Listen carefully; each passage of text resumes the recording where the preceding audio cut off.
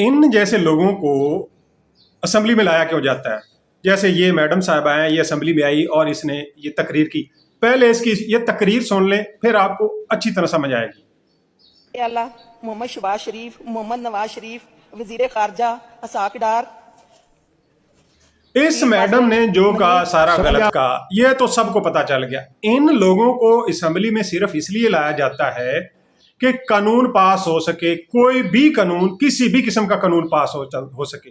قانون کیسے پاس ہوتا ہے؟ کوئی بندہ قانون لکھ کے لاتا ہے، وہ اسمبلی میں ہوتا ہے، اور انہوں نے صرف ہاتھ کھڑا کرنا ہوتا ہے کہ ہاں میں اس قانون کے حق میں ہوں، تو قانون پاس. ان کو کوئی سروکار نہیں ہے کہ وہ قانون غلط ہے، وہ قانون صحیح ہے، کیونکہ یہ تو ہے ہی ان پڑھ، یہ تو ہے ہی ایسے جیسے آپ لوگوں نے دیکھ لیا. اس کے بعد ملک کی ڈائریکشن سیٹ ہوتی ہے کہ ملک کی عوام کو کس سمت میں لے جانا ہے، اداروں کو کس سمت میں لے جانا ہے، اور اس کی بیوروکریسی کس سمت میں چلے گی، عدلیہ کس نوعیت کے فیصلے کرے گی، کس قسم کی سزا منتخب ہوگی، کس قسم کا جرم ہوگا تو کون کون سے قانون لاگو ہوگے، یہ لوگ سلیکٹ کرتے ہیں.